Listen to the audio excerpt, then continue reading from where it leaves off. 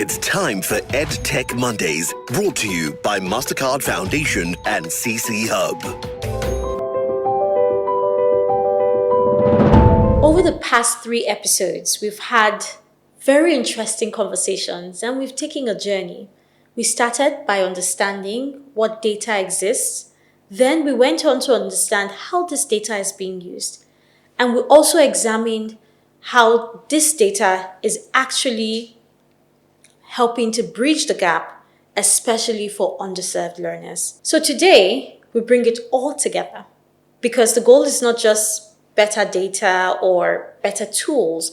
The goal is a system where data consistently drives decisions and improves learning outcomes. So the question becomes, what does a truly data-driven education system look like? And how do we build one?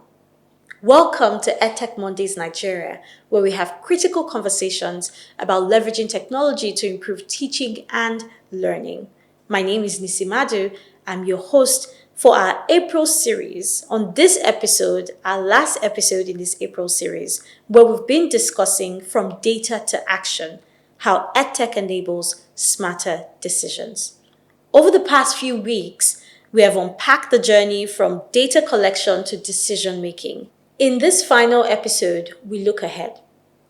What will it take to build an education system where data is consistently used to improve teaching, learning, and policy decisions? Joining us again are guests from our previous episode, Damilola Adeniyi, Academics Project Director at New Globe, Iyang Umoren, Project Manager, Education and Skills Data at ADEA, Ola Okweson, School Leader and Education Consultant, and Mary Matthew, Founder of CloudNote, an EdTech solution. Let's go straight into the conversation. Now, coming to you, Iyang and Damilola.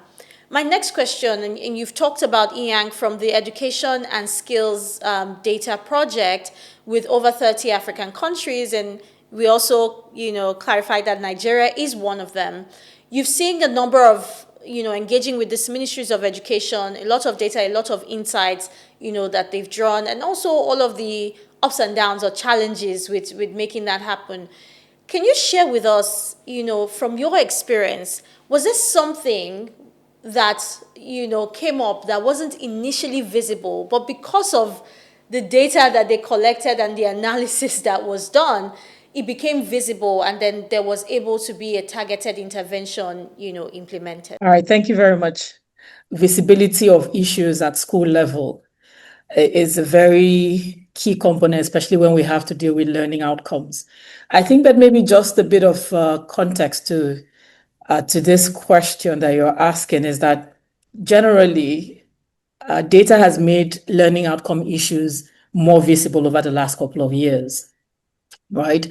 If we start with when we had the Millennium Development Goals and the focus was on achieving universal primary education, you would remember that the focus was on access. So every data piece was around enrollment. How do we get more kids into school? So every data piece was talking about the percentage of children that were getting into school. But then learning assessment data then made it visible that access wasn't only the primary area of concern that we should have, but more about quality, right? Because children were getting through primary education and not coming out with even the basic foundational skills, which is why a number of interventions are now being provided around foundational learning.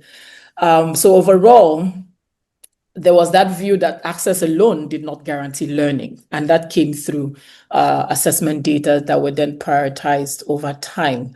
And we can see now that a lot of interventions are being designed around learning assessments because of the focus on learning assessment as well. And I know that, we would all agree that oftentimes it would also have schools impute wrong data purposefully because they are trying to align it with resource allocation. So the more people you buffer, you put on your enrollment rate, the more capitation grants you would get, or resource allocation.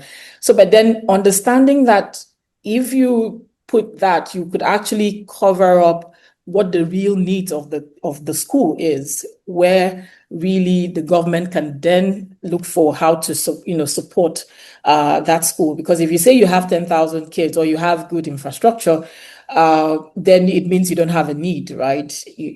And no one can really design something to support you. So those are some of the lessons. And I think generally across board, through the data on our initiative as a whole, we're also seeing a lot of fragmentation.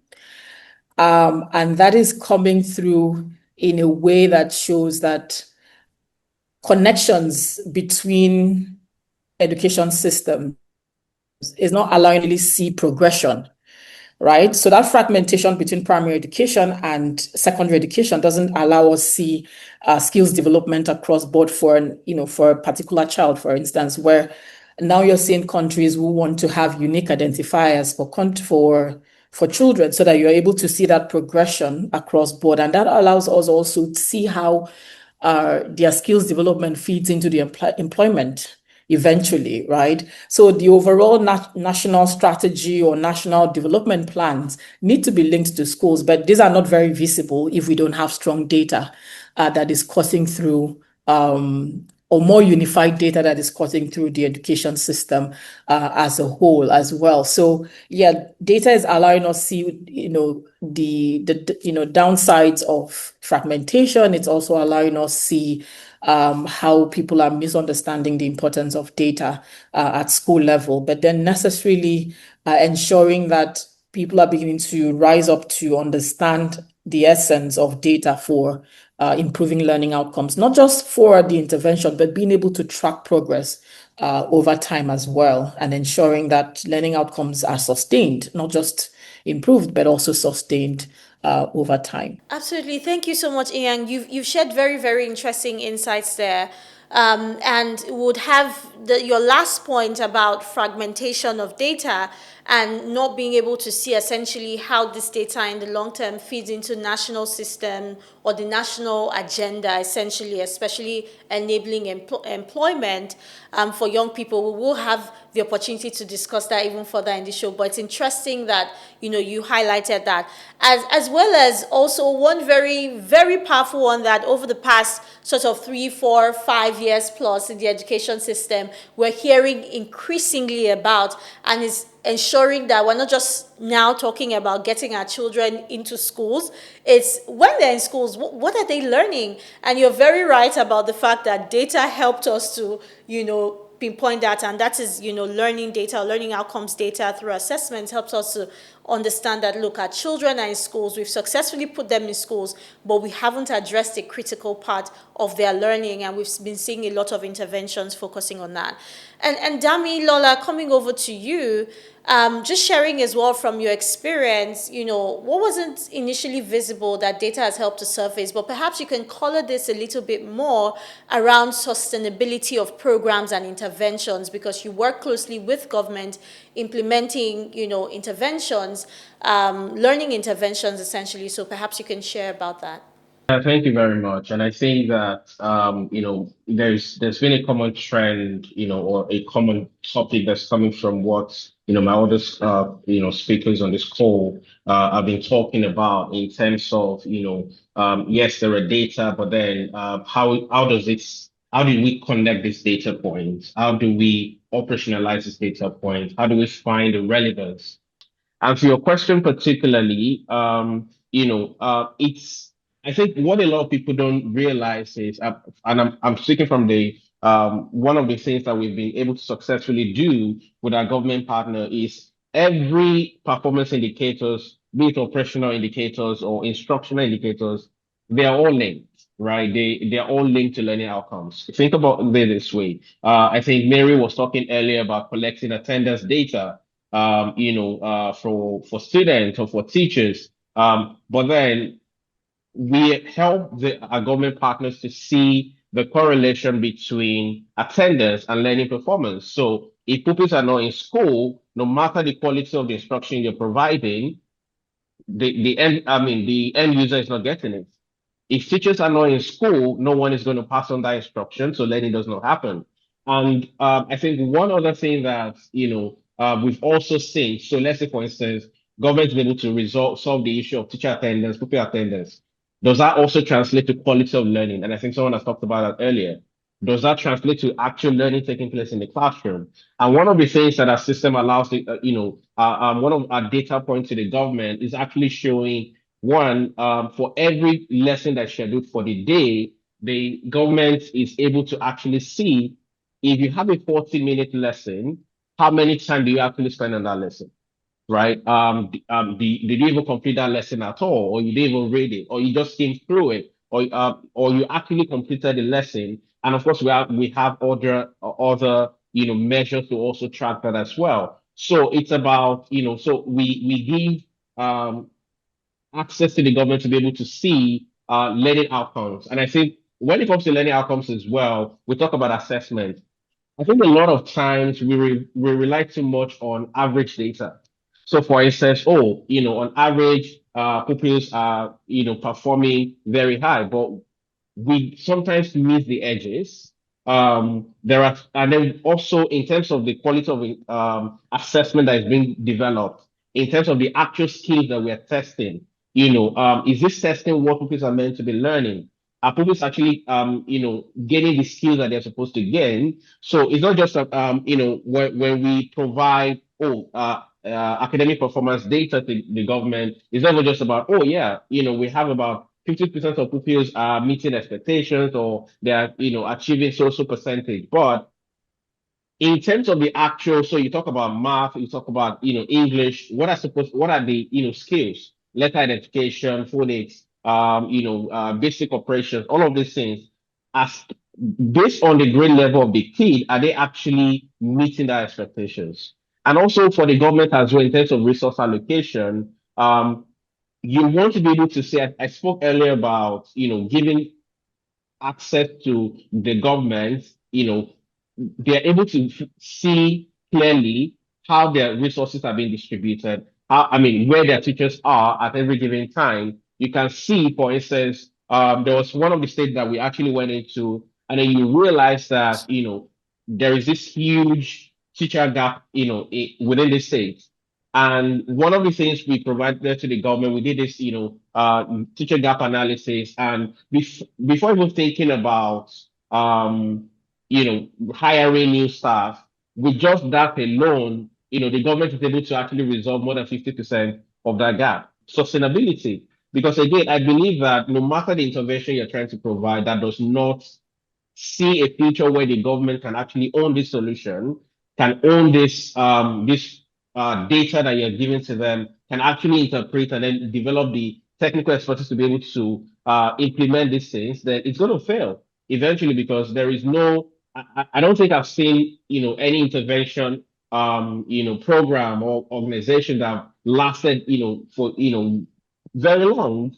Usually you want to ensure that you are supporting the government to be able to take over, to be able to, every intervention or solutions that you're providing has to put the government at the center of it, has to put the school leaders, the teachers at the center of it. You have to start also from the bottom up. You have to make sure that the teachers are actually buying into the solution you're providing. The ed teachers are buying into the school leaders. The community leaders, the stakeholders. Everybody's actually buying into this solution, and you have you create a plan where you gradually hand over the responsibilities and the ownership of all of these things. To bring this to a close, I said something earlier when I was first speaking that there is no solution that we bring that is the same everywhere, right? You look at a unique situation. For instance, whatever approach you're using in the south or in the southwest in Nigeria, you can't use exactly the same approach in the north. You have to understand their context, the culture, and then of course, yes, we are developing a globalized, learning outcome, but you also have to make sure that the solution you're providing is one that can be easily adapted and transferable to the government, that you're working with. So I'll pause there for now. Thanks. Thank you very much, Damla. I think a few things to highlight from what you've just shared is that first thing that data makes visible is to connect the dots between indicators to be able to tell a very clearer story about what the real situation is and what the intervention should be. Case in point, connecting attendance data to learning, performance data. You've also mentioned that to ensure sustainability, it's important that for interventions or learning interventions or programs with government, that their capacity is built to be able to both understand this data, how to interpret it, and how to design interventions accordingly. Thank you so much for that. Ola, I'm going to come to you. Now, you told us very interestingly about how school leaders use data to decide or to impact on learning outcomes in their schools for learners. And I'm sure you have a lot of experience with some of the challenges that school leaders also face in collecting this data and using the data effectively. And so perhaps you can share a bit of that. But then also color it a little bit. Does technology help in all of this? Have you seen it help? In what ways does it help as well to be able to address this data collection, use, and effective intervention design accordingly? So in terms of collecting the data, the biggest challenge is collecting it in a timely fashion.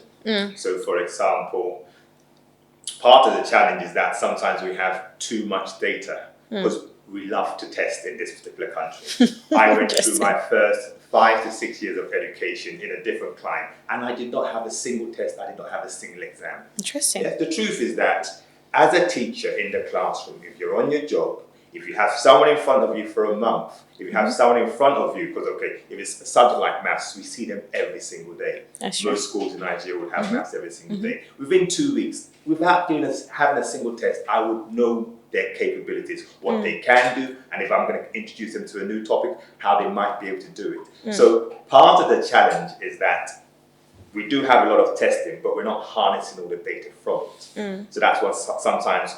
And so I'll tell you one of my most interesting, data stories. When the school I was in at the time, we wanted to go for a certain accreditation, certain British standard accreditation, and we then had a mock inspection, and part of the mock inspection was to look at our data. And so we looked at the data, and the long and short of it was it seemed as if we were not having enough value added. Value added is like take each child. What was their entry point? What was their exit point? So entry point was in year 7, exit point was in year 11. It seemed like the 2 or 3 sets we had that we were not having enough value added. You can reduce all of that data down to one number and say, okay, it's plus this or plus that. And it was looking, in fact, in some cases, it was looking negative. And I thought, no, I know my teachers, I know the system, and I know the results, and I know we have had good value added. And because I'm a mathematician, because that's how I came into this data story. My first appointment was as, a deputy head to be in charge of assessment, recording and reporting. So because of that, I started to reflect on this data and this output that didn't tally with what I seemed to know about the school. And when we traced it back, I started to tell my teachers, this is the story.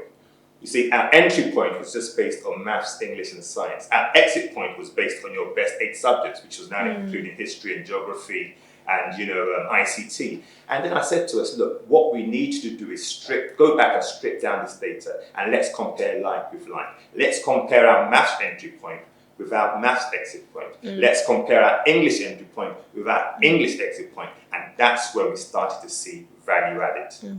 Okay. Again, I would say, because sometimes what we have to do with data is we have to color it with stories and with anecdotes. As a head of department, one thing I'd say to my staff in the maths department, when we used to have a maths department of say like 10 teachers, I'd say to them, let's look at each student. Let's see they're predicted for English. Let's see they're predicted for science. We must make sure we match it. That's my challenge to you. Make sure everyone in your class, your 30 students who you're taking for mathematics, make sure that they at least attain what they're going to attain in English as well as science. So that was our target for the... I think I would double click on a number of things that you shared, because it's also connected to things that Damilola has shared and Mary also shared as well. Now, Damilola talked about oftentimes when we look at, learners' performance data, it's always like just general averages of so we had 50% pass in math or English, and we don't necessarily drill down to each student. And you've just talked here about, looking at value add as a school to the students and drilling down into, entry and exit performances for their math and, math when they come in and exits for math as well. A key question that I have for you is you talked about, having a predicted for your students, which is, this is what we think they can get in terms of the grade. How do you go about determining what that predicted grade is? Because that's an important data point in just tracking students' learning that enables schools to add a bit more value and helping, elevate learning outcomes. So again, you'd like to triangulate, as I think Madam Inyang mentioned earlier, it's about trying. So you just don't want to take one data input or one data point. So what you want to do is, so let's just take someone who is let's just take a year 4 student, someone in basic 4. You would say to yourself, at the time they joined the school, especially if they joined the school in basic 1, what was their reading age? What was their reading comprehension age? At the time, we used to do things called a SATs test. And for the time they were in year 1, it wouldn't really be a test. It would just be like a series of, almost observations and, some little scribblings and drawings. And so based on that, you'd start to, because that's the point they would say, because they came in at that certain level, you're still trying to call them a level. Because they came at this certain level, we believe 3 years from now, this is where they would be. So as at the time when we're using levels, we would say we're hoping that they're going to move a full level, because there was level A, B, and C. So they'd move a full level every 2 years. That's interesting. Thank you so much for sharing. I think there are really great insights from what you shared. One of which is, and I heard that clearly, around how technology can help, collecting that data, and also because that data is there helping you see insights and draw references from that, but then also going to the very nitty-gritty of not just looking at averages but looking at each student and seeing where that value add is, and also being able to match or map each student's journey, right, and being able to provide that support. And sometimes the intervention we're talking about here might just be boosting their confidence, like you said. It might not have to be any significant, intervention like a teacher training or more lessons or more tests. It might just be boosting their confidence. And I think that's key. And the last one is, you talked about how collecting this data really helped you as a school with accreditation. And that's something we hear a lot of school leaders talk about as well when they're trying to get accreditation for different things. And even in certain situations, loans, right, to run their schools. These investors and partners of the banks require this data. And oftentimes, when you don't really have it, it becomes really tricky. And that's also somewhere technology can help. And Mary, just before we go to our last set of questions, coming to you just around leveraging your EdTech solution, working very closely with schools, what can you share about insights that can support school leaders or schools to be able to move from just getting the insights? Now, CloudNote has done that really great work of providing insights to them, right? What tips do you have, just from your experience, for school leaders to move from insights to actual interventions that then convert those insights to results? And like you said earlier, the kind of results we're looking for is improved learning outcomes for our students. Yeah, so this is what we are actually doing with school. We are trying to see how to close most of these learning gaps. And the only way we can close the gaps is when we're able to identify these gaps on time. So when we're able to analyze the data, give them insight, they're able to have more visibility into problems that they're already occurring in the school, and they're able to act on them immediately. If you're not able to see, you can't fix anything. So we ensure that we give them deep visibility into all of those data, because when students are in the classroom, they learn differently. Even though they are being taught the same thing, they are taught the same way. But at the end of the term, or when performances are being carried out, you see, despite all the effort being put in, some students are actually struggling.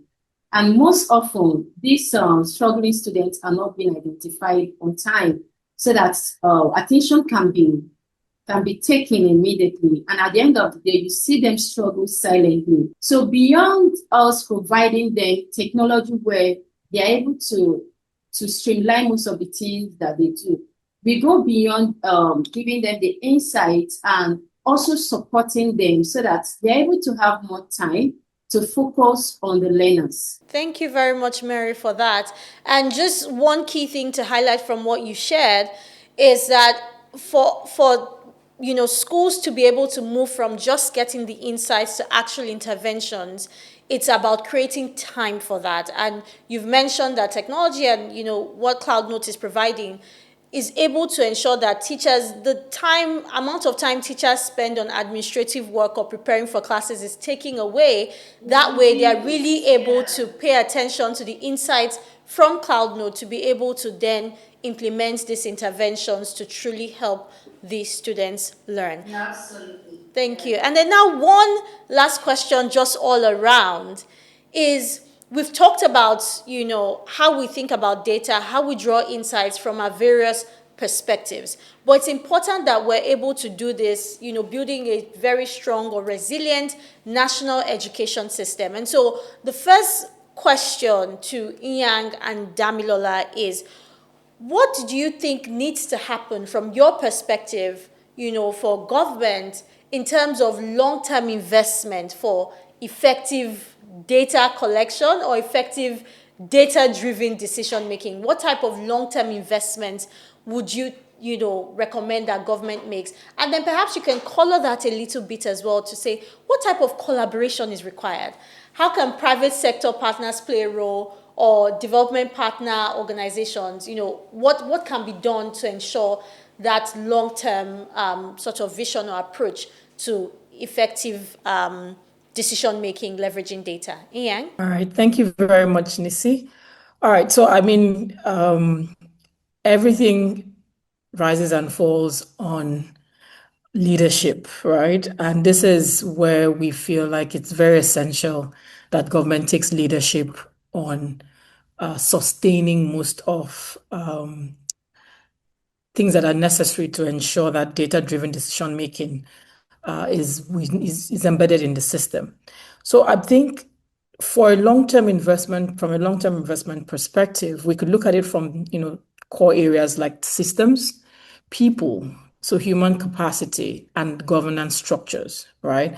Now, this would need to work together to ensure that data is not only produced, but also effectively managed, analyzed, and also used to inform policy and practice over time, right? So for data systems here, we're looking at the infrastructure that is necessary, not just for data collection, but processing to the point of usage. And this means having stronger ME systems. And also, in this instance, like I mentioned before, to address the fragmentation issue, having more integrated data systems, right? To ensure that the data that is being processed is processed in a timely manner and also is reliable as well. And then the human capacity component, we know that there is typically, people within the education system or within the government system are not there forever. People retire. People, there's attrition at some point. So therefore, it means that human capacity strengthening has to be really embedded in a way that allows for sustained knowledge transfer and knowledge acquisition for the core people that need to support data systems within the government system over time, right? So we need to have capacity building skills around all levels of the education system for data analysis, for data interpretation and use, and ensuring that data use cuts across all the systems. So from school level to regional levels to national level, we should have strong human capacity to maintain the data systems and the use of the data coming through for decision making, and also governance structures. So it's one thing to do a policy around data, it's another thing to actually enforce it. So if we think about, for instance, confidentiality policies, right? It's one thing to have it in place, but then actually enforcing it and ensuring that the quality of the data is not showcasing areas that it shouldn't be, and therefore contravening policy rules as well. So therefore, data quality assurance standards, privacy standards, accountability measures have to be in place for us to ensure that the data system is sustained over time. And also coordination. Institutional coordination is very essential. Instead of having people working in silos, creating mechanisms that promote alignment and also collaboration across departments, across agencies, that just generally reducing fragmentation would lead to improved data coherence across the system. And, all of this would foster a strong culture of data use over time, where we would see data routinely informing planning, routinely informing monitoring and policy decisions over time. So, investment in systems, investment in human capacity, investment in the data governance systems and coordination is essential for us to see a translation of the data systems that we have into meaningful improvement in the education systems in the long term. And for this, everybody has a role to play, right? Development partners have a role to play. Private sector has a role to play. Government has a more central role to play, right?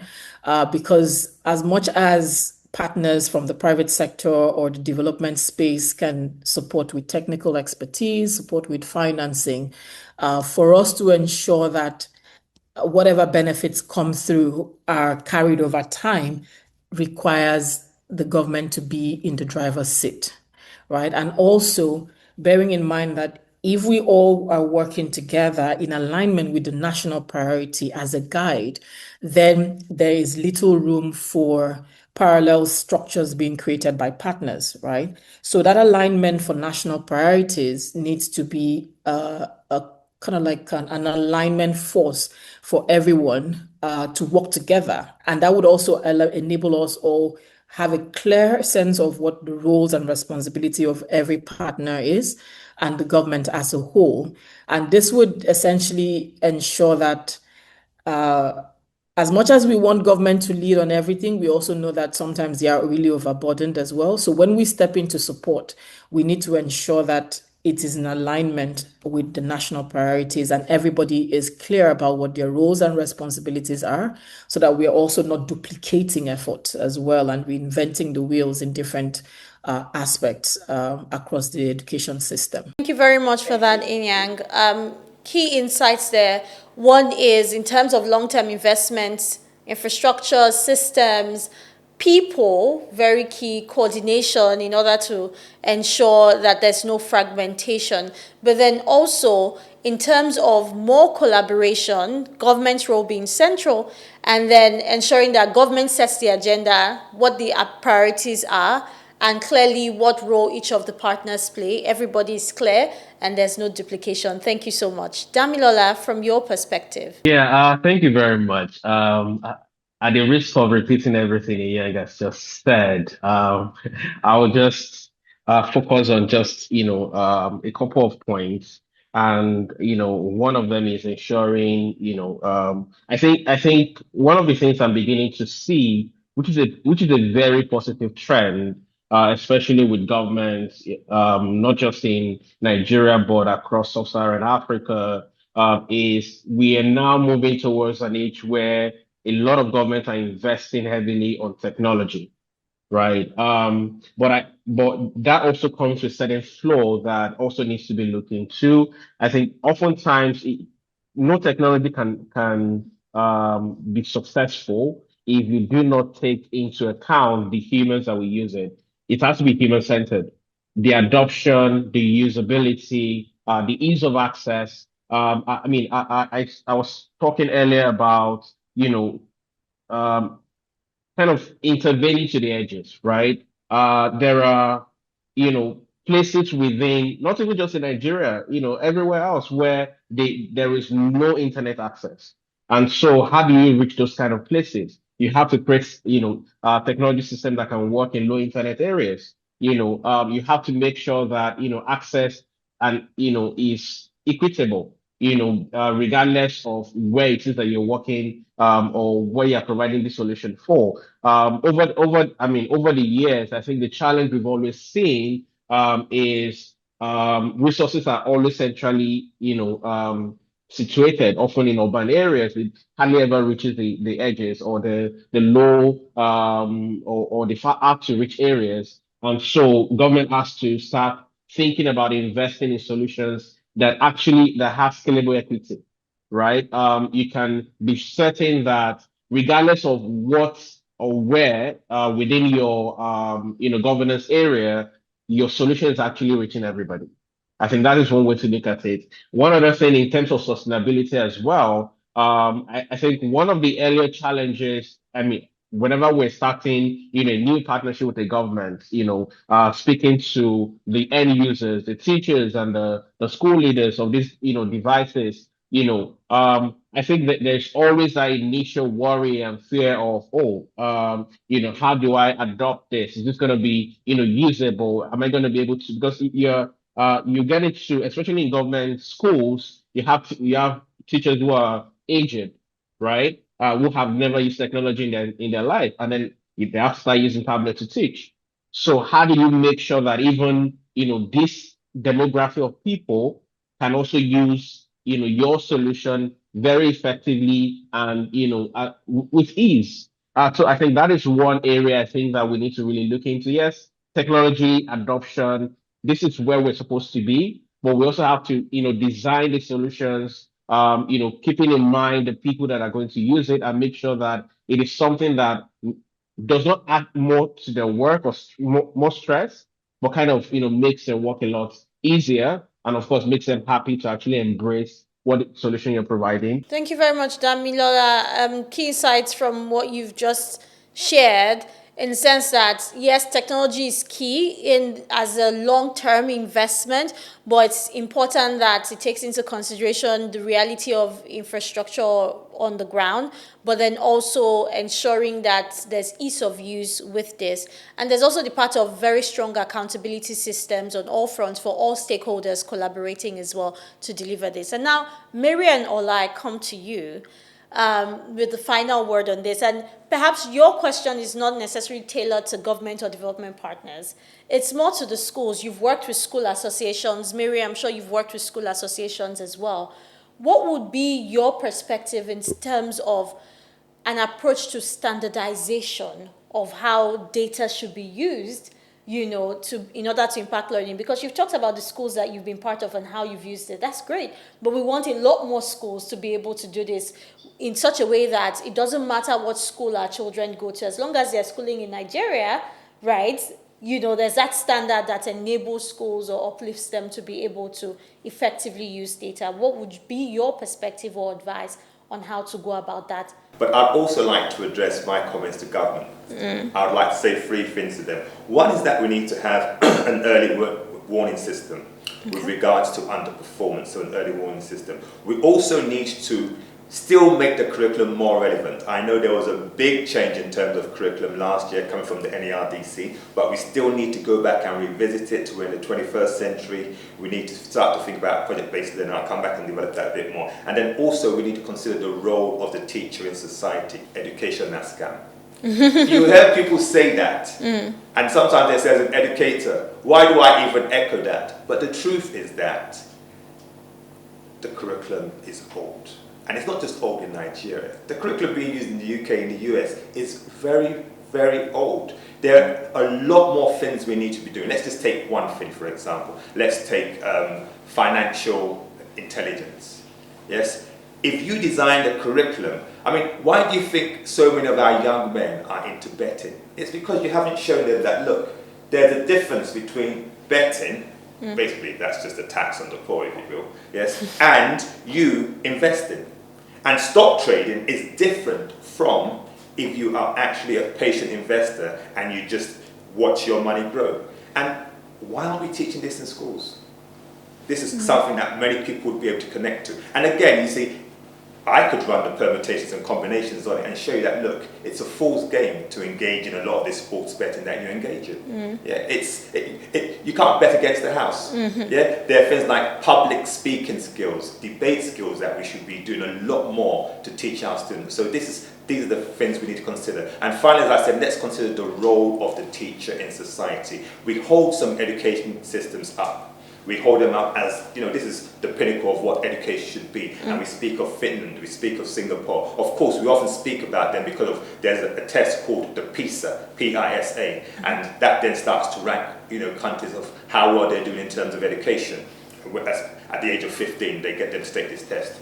But the key thing to realize about is that in Finland, every single teacher, even those who are in the nursery school, they have a master's degree or much further than that, or a PhD.